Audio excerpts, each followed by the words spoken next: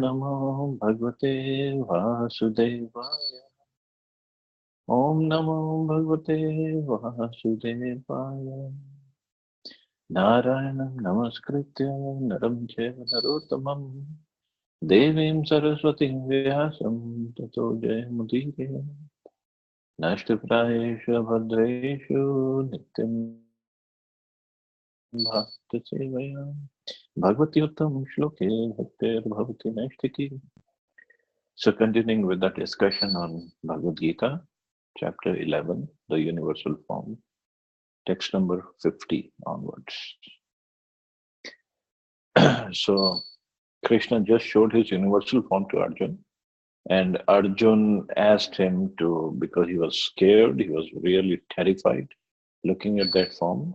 So Arjun asked him, Krishna, please show me your original form. So Krishna first showed in the four-handed form and then the two-handed form. Text 50. Sanjay Uvacha iti Arjunam Vasudevastatoktva swakam rupam darshayamasa bhuya ashvasyamascha bhitabemenam bhutva punah soumya vapur mahatma. Sanjay said to Dhritarashtra, the Supreme Personality of Godhead Krishna, having spoken thus to Arjuna, displayed his real four-armed form and at last showed his two-armed form, thus encouraging the fearful Arjuna. When Krishna appeared as the son of Vasudeva and Devaki, he first of all appeared as four-armed Narayan. But when he was requested by his parents, he transformed himself into an ordinary child in appearance. Similarly, Krishna knew that Arjuna was not interested in seeing a four-handed form. But since Arjuna asked to see this four-handed form, Krishna also showed him this form again and then showed himself in his two-handed form. The word Soumya Vapuhu is very significant. Soumya Vapuhu is a very beautiful form. It's known as the most beautiful form. When he was present, everyone was attracted simply by Krishna's form. And because Krishna is a director of the universe, he just banished the fear of Arjuna, his devotee, and showed him again his beautiful form of Krishna. In the Brahm Samhita it is stated, Premanjana Charita Bhakti Vilochane. Only a person whose eyes are smeared with the ointment of love can see the beautiful form of Krishna. So Krishna is so merciful at Arjuna, his devotee, that he, just to pacify him and to encourage him, he showed him his four-handed form and then the two-handed. The reason behind showing the four-handed form, well, first of all, Arjuna wanted to see the four-handed form, and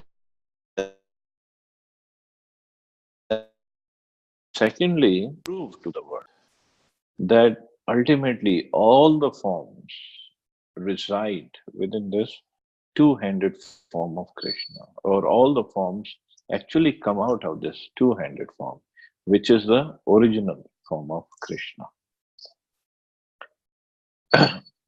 Text 51. Arjuna Vacha Drishtvedam Manusham Rupam Tav Somyam Janardana Idanim Asmi Samritaha Sachetaha Prakritim Gataha. When Arjuna saw Krishna in his original form, he said, O Janardhan, seeing this human-like form, so very beautiful, I am now composed in mind, and I am restored to my original nature. Here the words Manusham Rupam clearly indicate the Supreme Personality of Godhead to be originally two-handed. So Manusham Rupam. So in the shlok it is said. So it means that originally he is two-handed form, not the four-handed. Those who deride Krishna as if he were an ordinary person are shown here to be ignorant of his divine nature.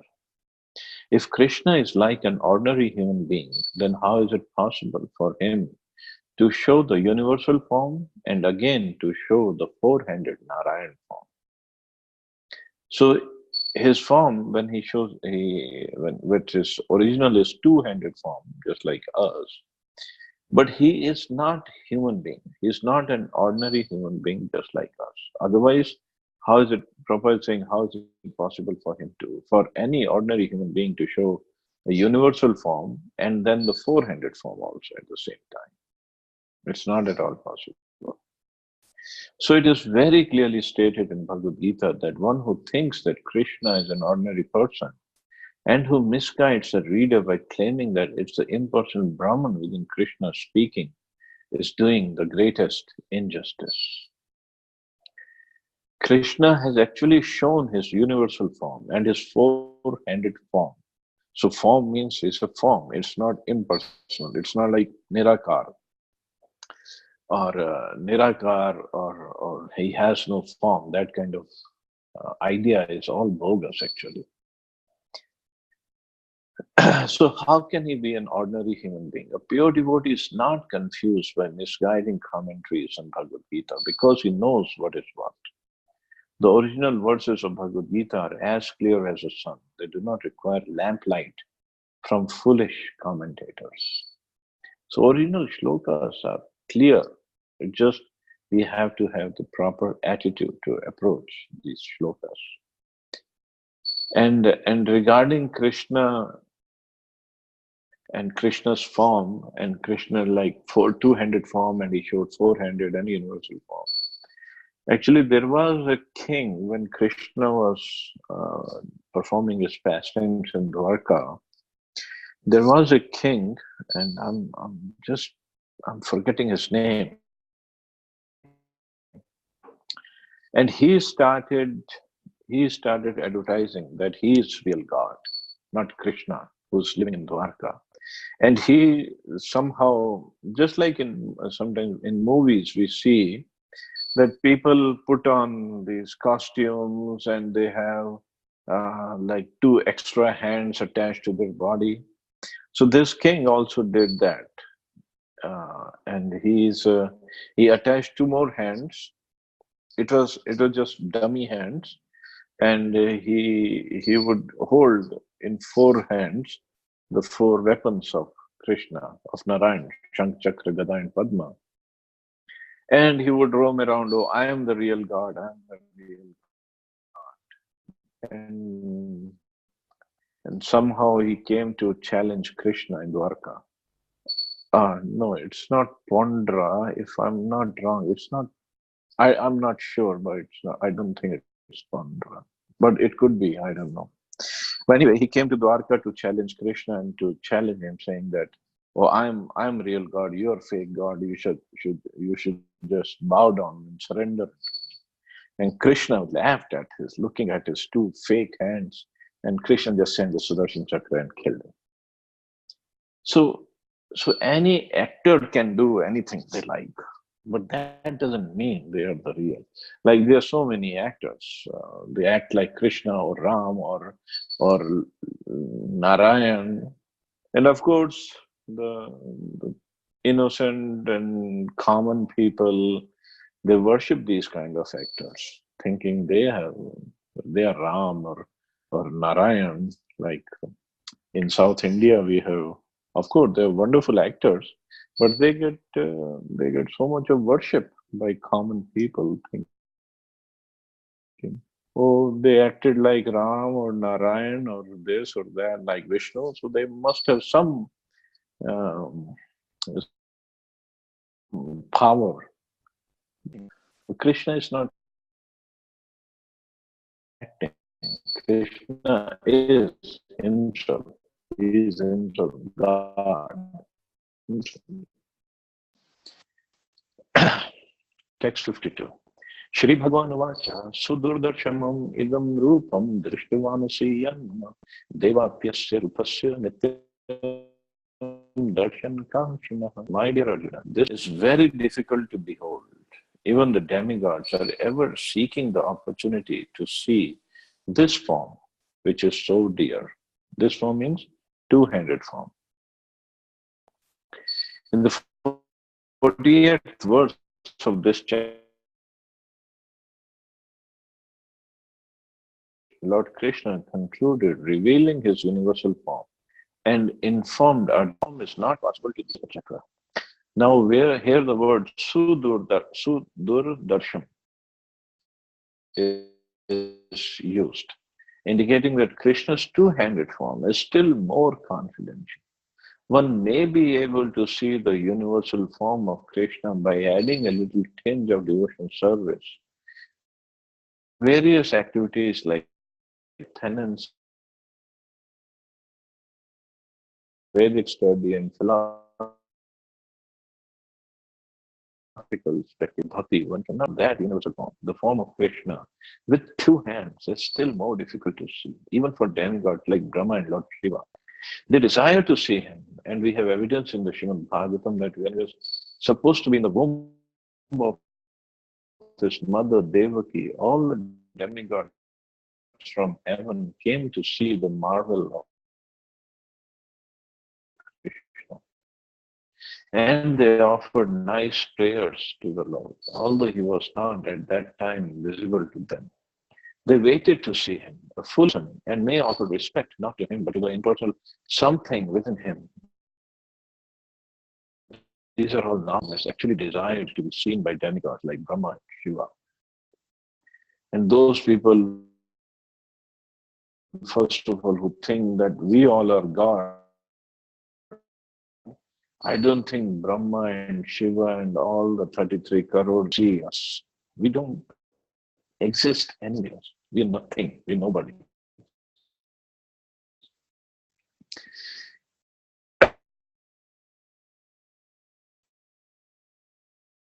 And Krishna is not Supreme God. He's just an ordinary person who happened to be a king or who happened to be a great personality. That's all. So they also try to minimize the position of Krishna, which is wrong. He's not an ordinary human being. Can an ordinary human being show universal form and four-handed form? No way. So this is the position of Krishna. Even demigods like Brahma and Shiva cannot see him whenever they want to.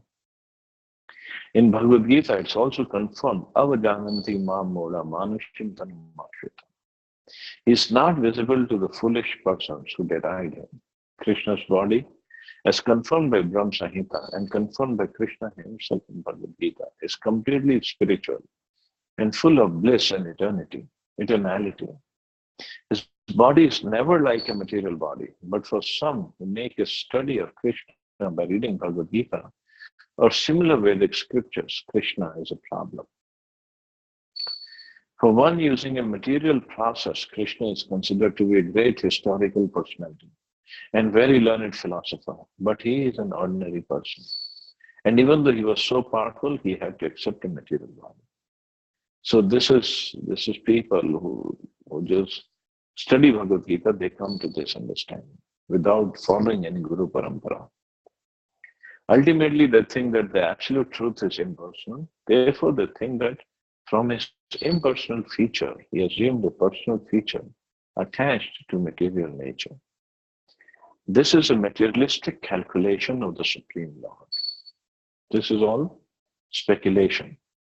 What they say, that ultimately it's Brahman, Brahma Satya, Brahman, and something happens in that Brahm Jyoti and it comes in the form of Krishna. And he does his pastimes, he does his whatever Leelas, and ultimately he merges back into Brahm Jyoti. And then something happens in Brahm Jyoti, it comes as Ram. Something happens in Brahm Jyoti, it comes as Lord Nrsimhadev. Something like that. They have their own philosophy. But what happens, how does it happen, they have no idea. Because it doesn't happen.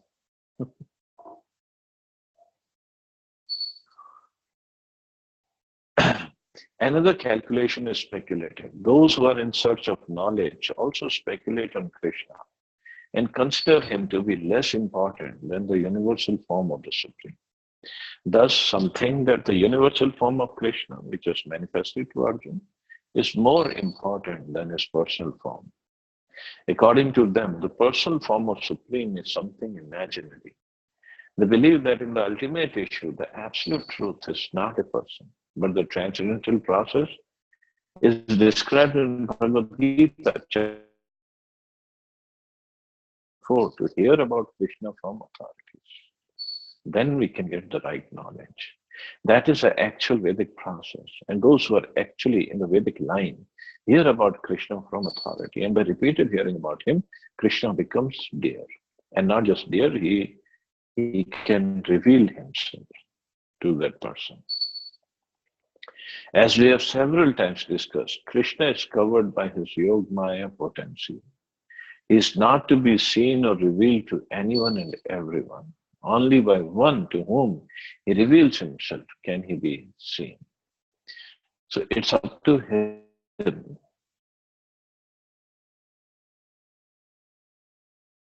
to reveal himself to anybody and whoever he likes. Of course, he is not a whimsical person, not whimsical and devotion service. Based on one's heart. Of course, he revealed himself to the demons also, who came to Vrindavan to kill him. So many asuras who came to Vrindavan to kill him. But that was his first of all, his mercy feat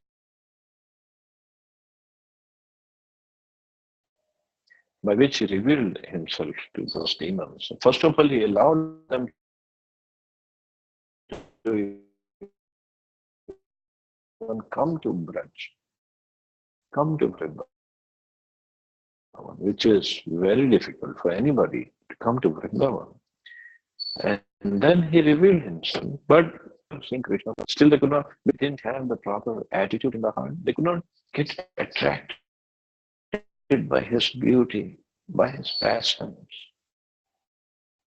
by his dealings with his devotees.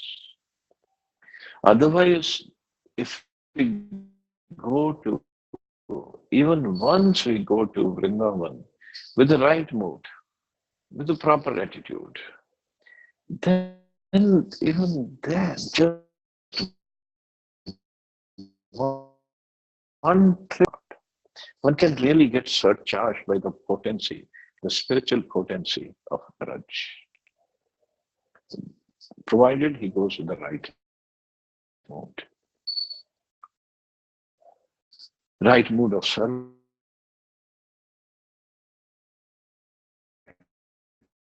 appreciation, right mood of gratitude towards Krishna, to Radharani, to allow us to come to Braj, to participate over there,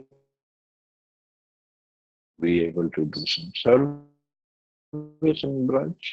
We can really see something has happened. That potent.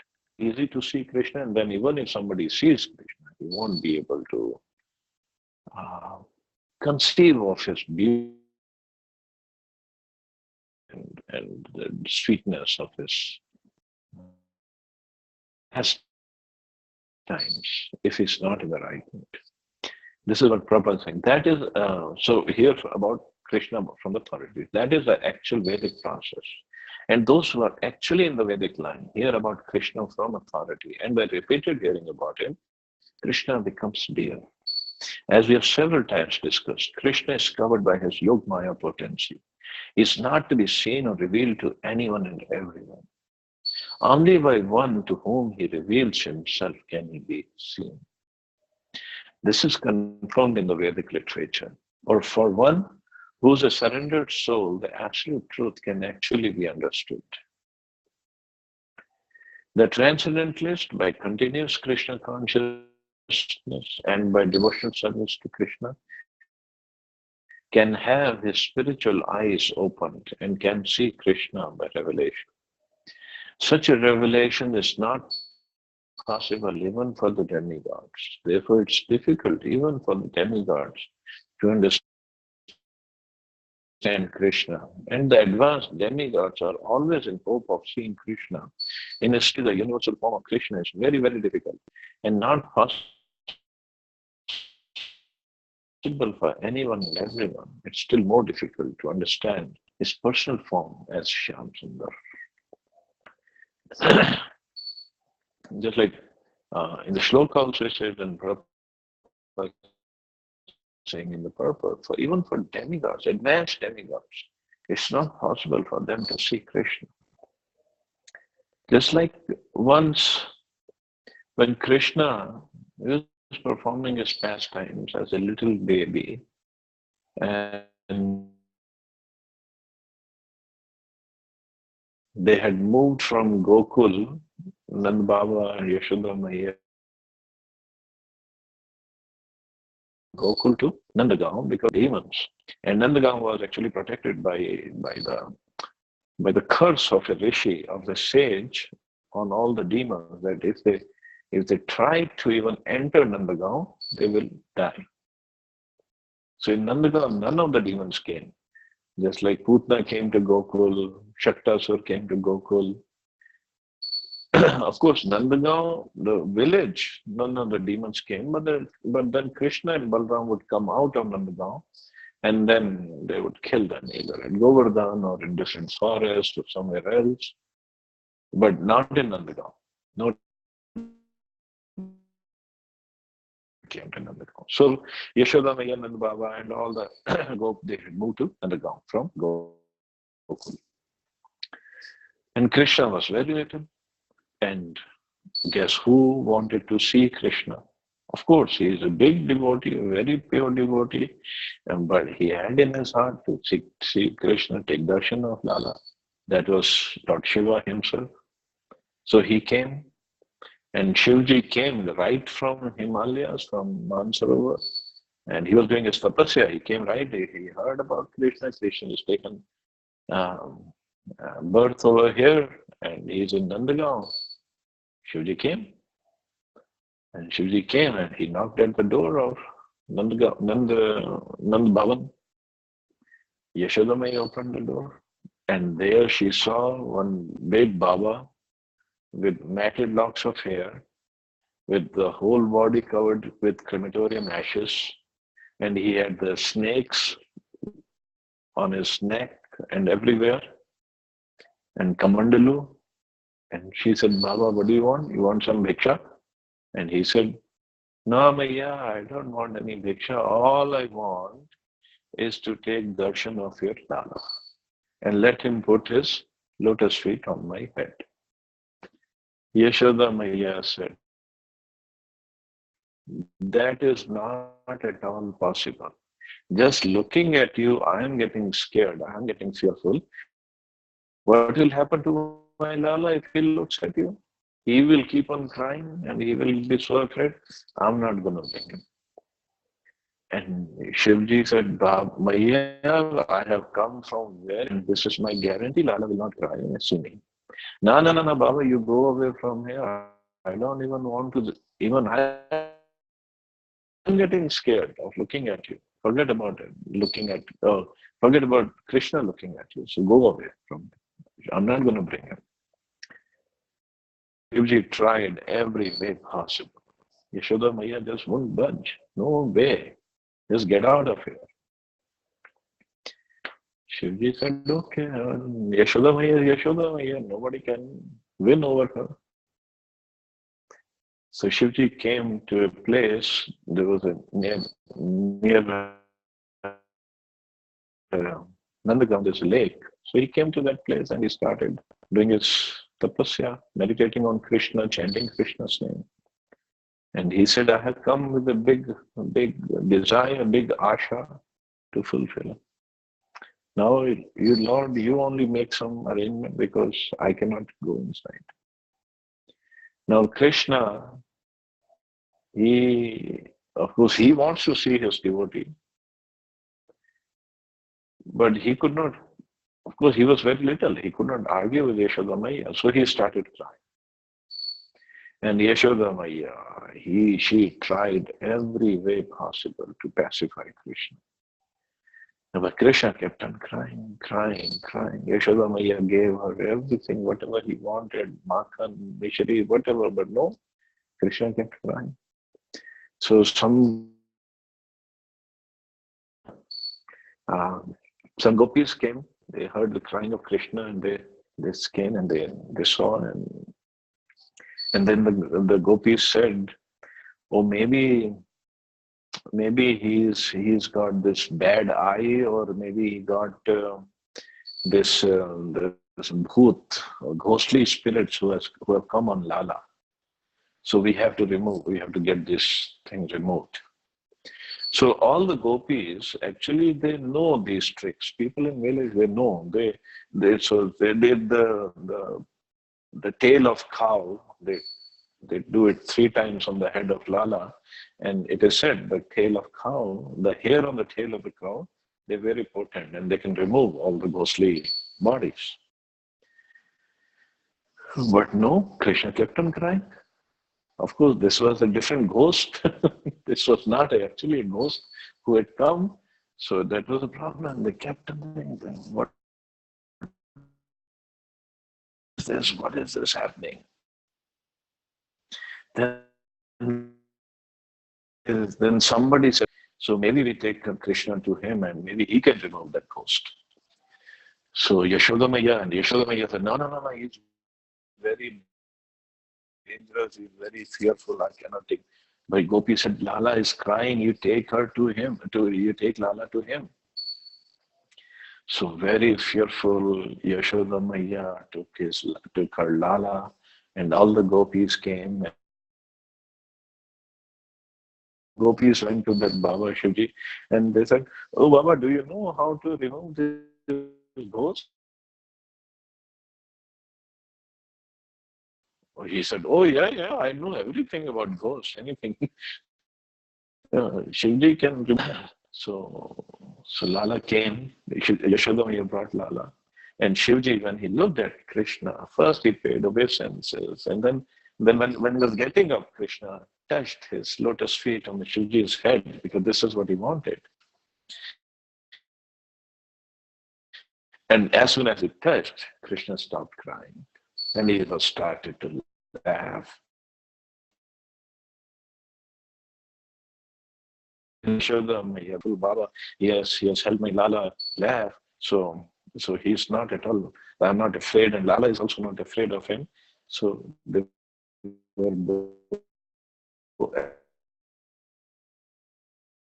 very happy. Yashoda Maya would take Lala to Shivji and get all the blessings. And at the pond, it's near Nandagaon, and the pond is called, and near on that pond is a beautiful temple of Shivji. Shivling is there.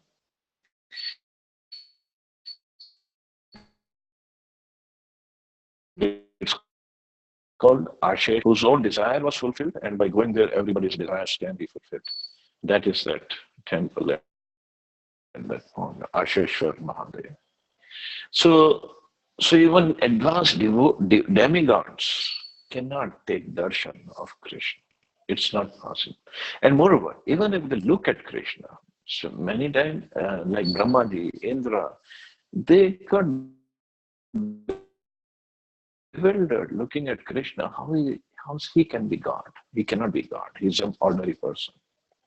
So that is when Brahma Mohan Leela happened, and that is when Giraj Dharan Leela happened, because they themselves got bewildered.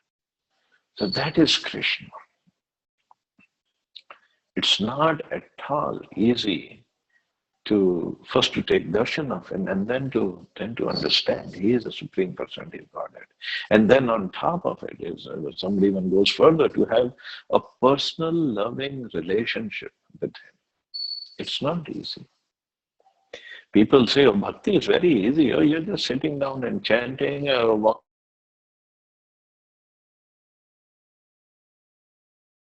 Chanting. Bhakti. This is bhakti, no doubt. But we are beginning to perform sadhana bhakti. This is so much in the beginning. And not just beginning, actually we are struggling to perform sadhana bhakti. It's an everyday struggle. It's a sweet struggle, because even in the struggle we get happiness. So just imagine when we are at the level of Radhanuga Bhakti or Bhava Bhakti or Prema Bhakti, then what would happen? That is the stage we have to achieve. That is the stage we have to get to.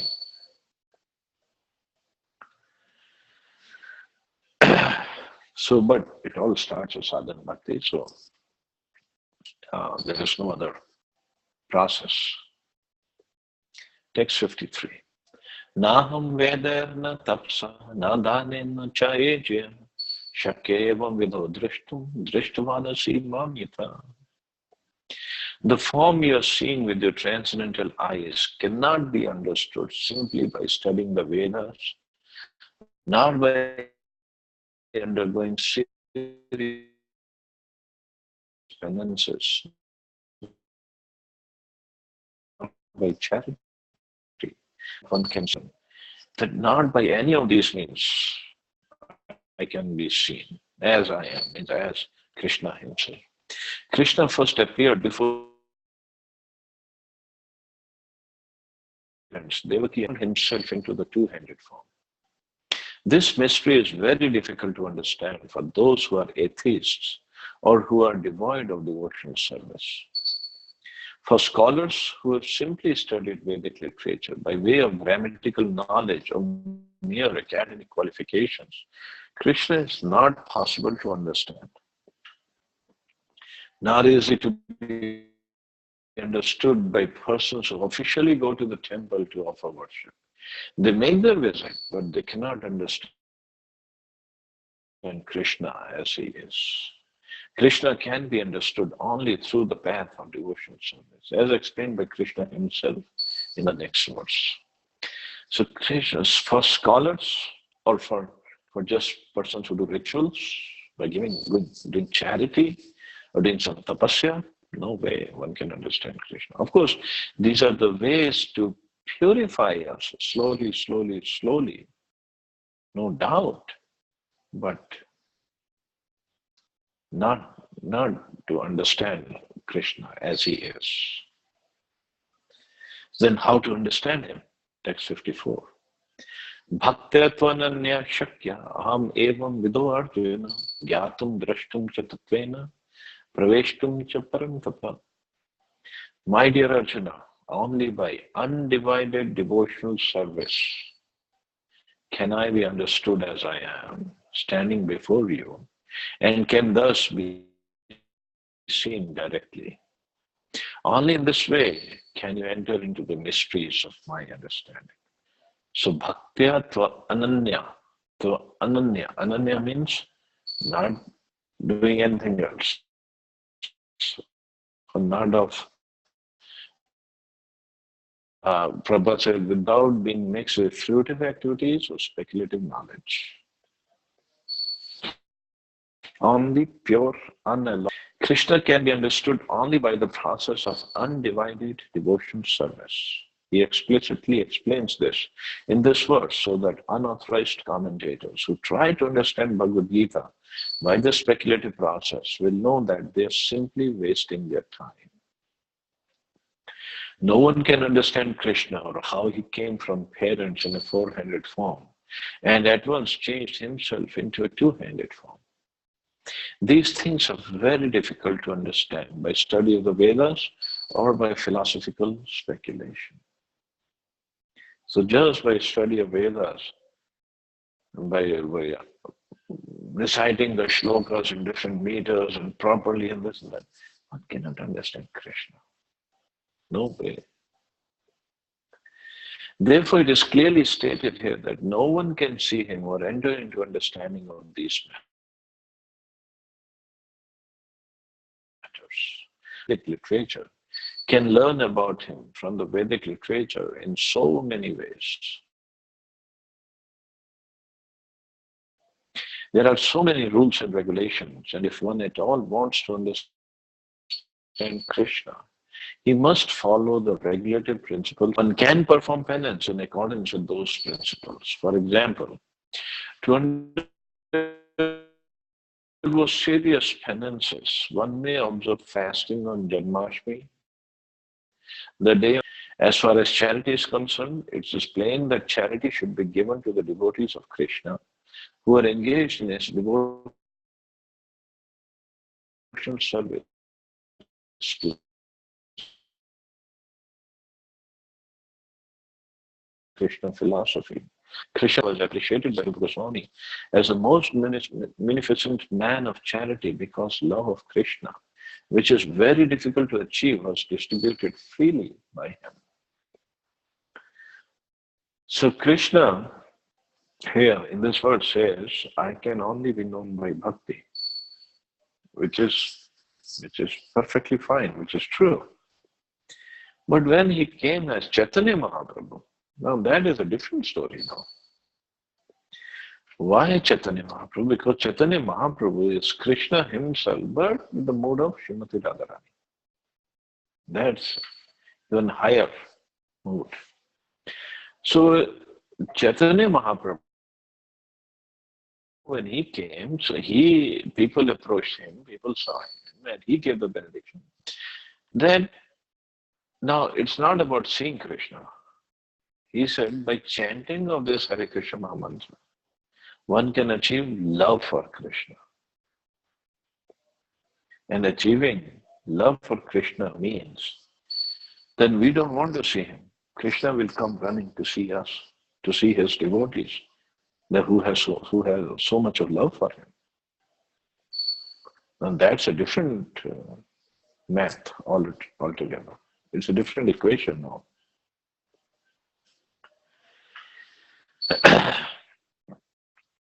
So if one gives some amount of his money to persons involved in distributing Krishna consciousness, that charity given to spread Krishna consciousness is the greatest charity in the world.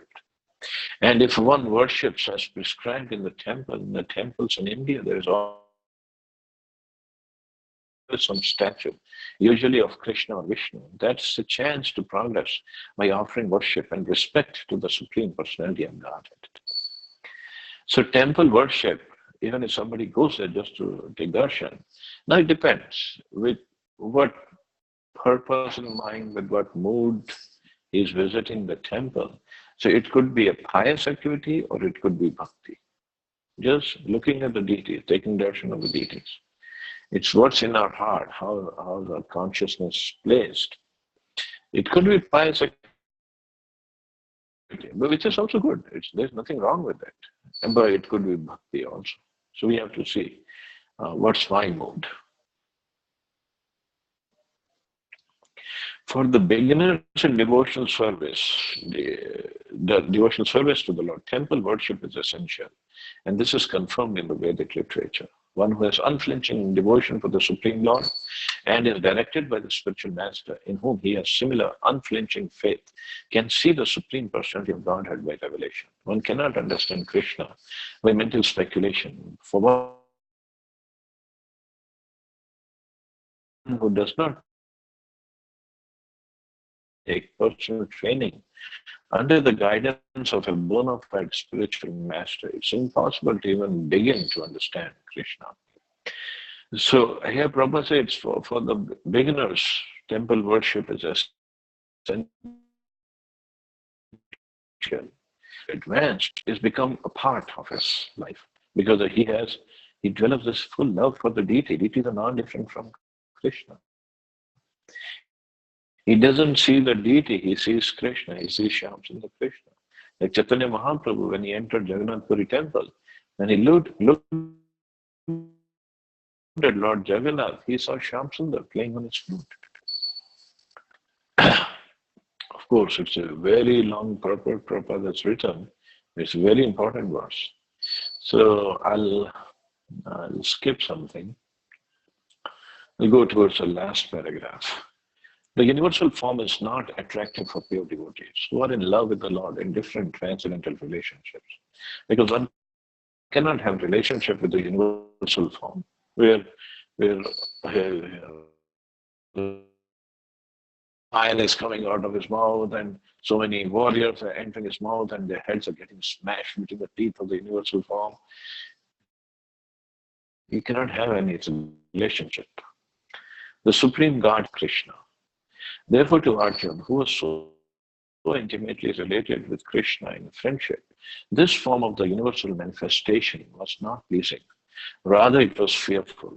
Arjuna, who was a constant constant companion of Krishna, must have had transcendental eyes. He was not an ordinary man. Therefore, he was not captivated by the universal form.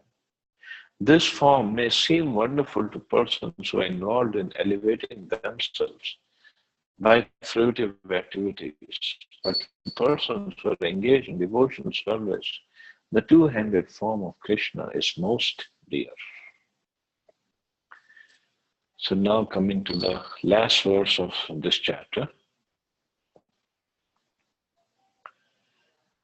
Mat karma krin mat parmo mad bhakta samvarjita nirvaira sarva bhuteshu yasa mameti pandava.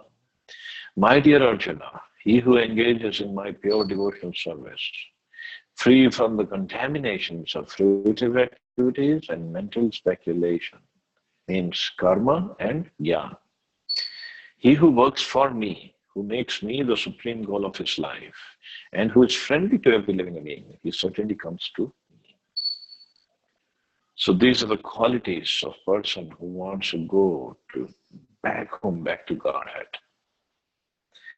Anyone who wants to approach the supreme of all the personalities of Godhead on the Krishna Loka planet in the spiritual sky and be intimately connected with the supreme personality Krishna must take this formula as stated by the Supreme himself. Therefore, this verse is considered to be the essence of Bhagavad Gita. Some say Sarva Dharman Pariteja is essence. Prabhupada says some people consider this is essence. Bhagavad Gita is a book directed to the conditioned souls who are in the material world with the purpose of lording it over nature and who do not know the real spiritual life. Bhagavad Gita is meant to show how one can understand his spiritual existence and his eternal relationship with the supreme spiritual personality and to teach one how to go back home, back to Godhead. Now here is a verse which clearly explains the process by which one can attain success in his spiritual activity, devotion, service. So the purpose of Bhagavad Gita is to prepare one to develop his relationship, eternal relationship with Krishna, and to get qualified to go back home, back to Godhead, not to stay here in the material world. So if any commentary on Bhagavad Gita, any version of Bhagavad Gita that is not preparing people to do that, it's not the correct version then. As far as work is concerned, one should transfer his energy entirely to Krishna conscious activities. No work should be done by any man except in relationship to Krishna. This is called Krishna karma. One may be engaged in various activities, but one should not be attached to the result of his work. The result should be done only for him. For example, one may be engaged in business, but to transform that activity into Krishna consciousness, one has to do business for Krishna. If Krishna is a proprietor of the business, then Krishna should enjoy the profit of the business. If a businessman is in possession of thousands and thousands of dollars, and if he has to offer all this to Krishna, he can't do it. This is work for Krishna. Of course, in 12th chapter, Krishna explains in more detail. If we cannot do this, we should do this. If we cannot do that, even you do this. If we cannot do even that, do this. That kind of stages he has given. But this Prabhupada here is talking about pure devotion service. Instead of constructing a big building for his sense gratification, he can construct a nice temple for Krishna, and he can install the deity of Krishna and arrange for deity service, as is outlined in the authorized book of devotion service. This is all Krishna karma. One should not be attached to the results of his work, but the result should be offered to Krishna. Many times people just read this much part, one should not be attached to the result of his work. And then they get confused. What is this Bhagavad Gita talking? How am I going to do any work if I'm not attached to the result? Why should I do any work if I'm not going to gain anything out of it? But the real understanding is one should work for Krishna. Then if one is attacked, he'll do it. If one constructs a very big building for Krishna and installs the deity of Krishna, one is not prohibited from living there. But it's understood that the proprietor of the building is Krishna. And actually, the proprietor is Krishna. Everything is his energy. That is called Krishna consciousness. If, however, one is not able to construct a temple for Krishna, one can engage himself in cleansing the temple of Krishna. That's also Krishna karma. One can cultivate a garden. Anyone who has land in India, at least any poor man, has a certain amount of land, well, not these days, can utilize that for Krishna by growing flowers to offer him. One can sow tulsi plants because tulsi leaves are very important and Krishna has recommended this in Bhagavad Gita. Patram pushpam phalam toyam. Krishna desires that one offer him either a leaf or a flower or a fruit or little water. And by such an offering, he is satisfied. This leaf especially refers to the tulsi. So one can sow tulsi and pour water on the plant. Thus, even the poorest man can engage in the service of Krishna. These are some of the examples of how one can engage in working for Krishna. So again, it's a long purport. So I'll go towards the last paragraph again. In summary, the universal form of Krishna, which is a temporary manifestation, and the form of time, which devours everything, and even the form of Vishnu, four-handed, have all been exhibited by Krishna. Thus, Krishna is the origin of all these manifestations. It's not that Krishna is a manifestation of original Vishwarupa or Vishnu. Krishna is the origin of all forms. There are hundreds and thousands of Vishnus, but for a devotee, no form of Krishna is important but the original form, two-handed, Shyamsundar form. In the Brahma Samhita, it is stated those who are attached to the Shyamsundar form of Krishna in love and devotion can see him always within the heart and cannot see anything else. One should understand, therefore, that the purport of this 11th chapter is that the form of Krishna is essential and supreme. So that form, that Shyamsundar form of Krishna, is the supreme form. So here it ends the 11th chapter of Bhagavad Gita. So we'll stop here, see anybody has any.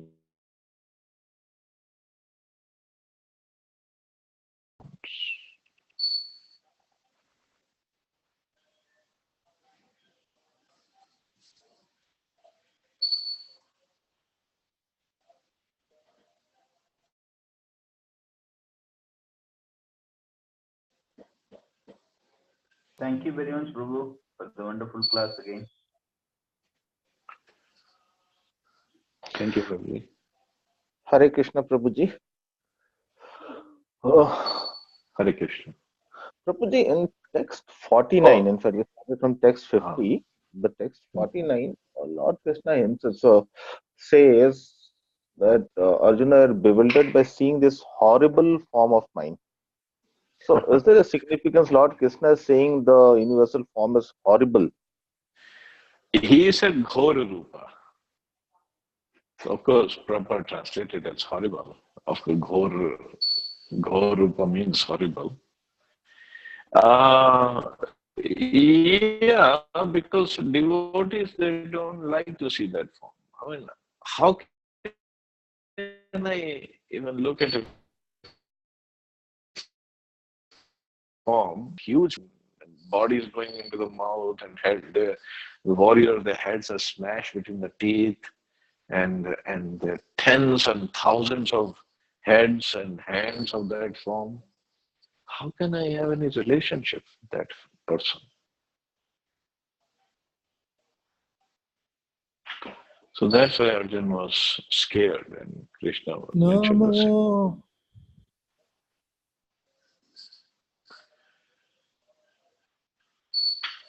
Is that okay? Thank you, Prabhuji.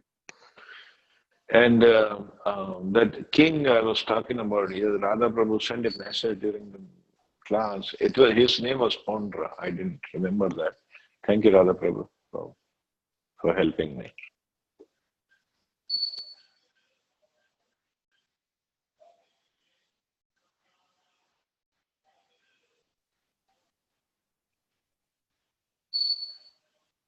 Hare Krishna, Prabhuji. Hare Krishna. Prabhu. Prabhuji, on chapter 4, there is very descriptive. Krishna talks about sankalp, and with sankalp, when somebody sankalp, मतलब ठान लेना किसी चीज के लिए to do it, कामना जागृत होती है. So he has some calm thing will happen. So akam means how to say this? To be, because he in the 4th chapter he elaborates that anything you do it without any intention and do it without any getting any fruit फल उसका कर्म का फल पाने के लिए अकाम रूप से you'll do anything. So how can you little bit elaborate on this, Prabhuji? Sankalp, when you decide to do something and as a result you will fall under the pit of finding something or expecting something. And that desire, there's a stage of desirelessness. One becomes desireless. Desireless does not mean no desires. All it means is no material desires. Because a soul cannot be desireless. We always have desires. But if we desire to serve Krishna, to please Krishna's devotees, to work for Krishna, to spend time for Krishna, to take up some project for Krishna, to glorify Krishna, then that desire is spiritual desire. It's not material desire. Of course, in the process, a devotee, he can get credit, he can get glories, or he can become fail. He can be a failure and he can get bad name. But his desire is to serve Krishna. So that is the real stage of desirelessness. So akam. That is real akam. Now there are no desires. There's no, I'm not going to work because I will get attached. No, we get attached to Krishna. That is good attachment. Rather than not working and not doing and not getting it and thinking that I'm not getting it. But that attachment is there, even if for the out of the context of public and we just want to do our tapasya. But that is because there is no Krishna connection, that is still a material desire, that I want peace. On the other hand, a devotee, even if he's living in the like crazy city, but he's serving Krishna. So he is not desiring for himself anything. He says, I want to serve Krishna. The want is there. Desire will always be there. But the desire, we have to see the quality of that desire. Is that okay? thank you so much, Prabhuji. And Prabhuji, I think the purport of this last verse, 55. And as I said, there could be just a second, Pramod, just a second. And as I said, there could be times a devotee while serving Krishna, he might be a failure. For example, he was trying to serve Ram. When Ravan kidnapped Mother Sita, Jatayu tried to stop Ravan. He could not. He fought with Ravan. He tried to kill him, but instead he got killed. So was Jatayu successful in his service, or was he not successful? He was not successful in saving Sita from Ravan, but he was successful in pleasing Ram. So Jatayu is considered a very pure devotee. So much so that Ram himself did the last rites for Jatayu's body, dead body. By his own hands, Ram did that. He did for only two people, Dashrath and Jatayu. That's it. So the desire of Jatayu was to please Ram, even though he was materially or seemingly unsuccessful in his service. But Ram got pleased, so he was very much successful. So this is a classic example of a service.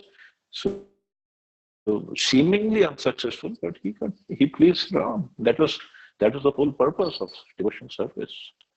If he was successful in saving Sita from Ravan, maybe he could have got puffed up. Hey, see, I'm so powerful. Then that would have been unsuccessful because Ram wouldn't have liked it. But here he was successful. Yeah, Prabhuji. Very good example. Thank you. Thank you. Yes, Pramod Prabhu, I'm sorry I cut you off. No, Prabhuji, thank you so much for that further explanation. Yes, And I was just going through the purport on text 55. Amazing, Prabhuji. It further clarifies how to work in Krishna consciousness and add on to what you have already stated so many times. Thank you so much. Prabhu, Hare Krishna, Prabhu. Hare Krishna. How are you, Prabhu? Dipanshu Prabhu, you have to come more often. Yeah, Prabhu, I will try to come off more often now. Okay, there. I'll try to be very regular with the class. Prabhu, I have a question. When you were explaining about this tasks and the desires which we do, I was thinking that when we go to the office, we only whatever the work we do is only for the fruitive results. How can we make it like akarm, like nishkarm, in fact, so that we don't get any fruitive results, but the work which we want to do as well, that gets completed as well.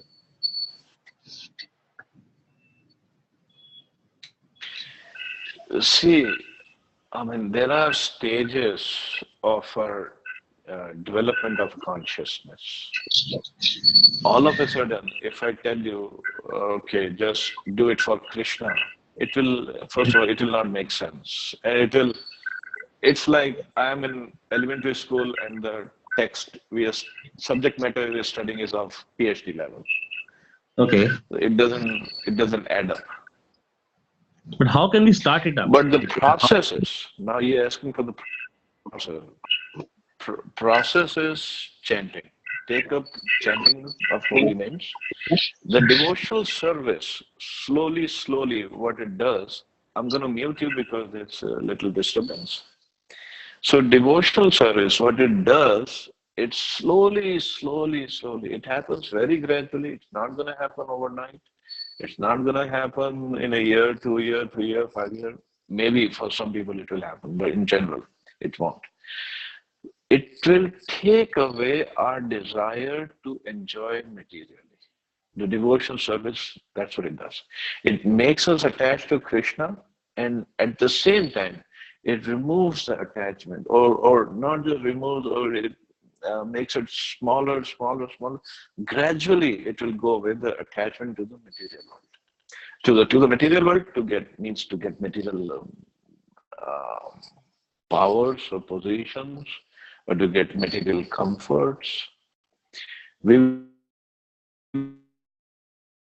still do the work because understanding this work is a responsibility given to me by Krishna himself.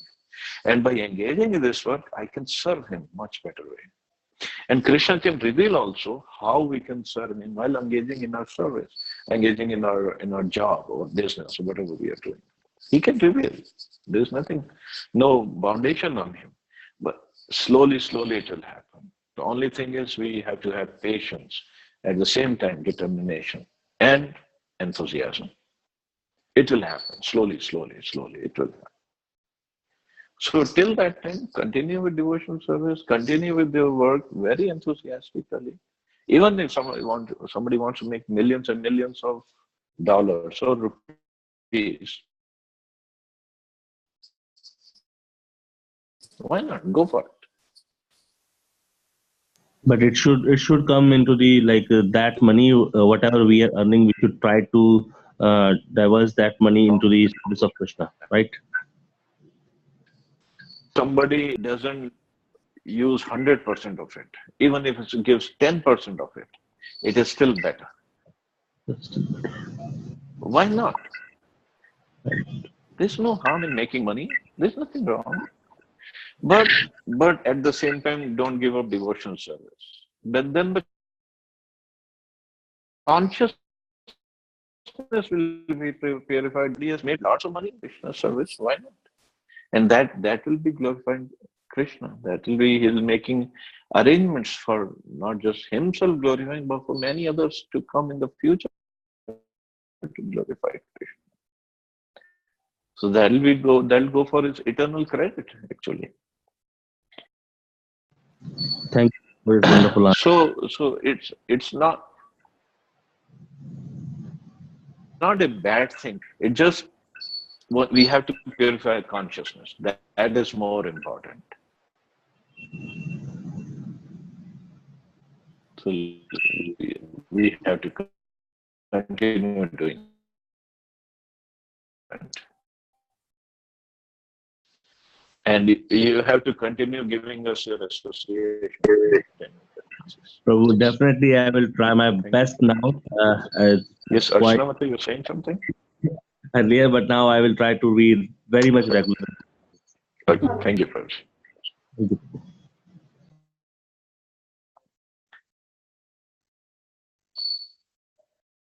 Haribol. I think Hemant Prabhu has a question or a comment. No, bro, I just want to thank you.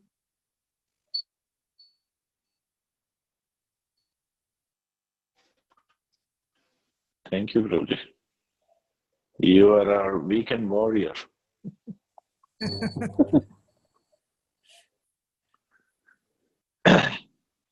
Okay, so I guess we can stop here. You all have a wonderful weekend. Hare Krishna. Jai Srila Prabhupada. Hare Krishna. Hare Krishna.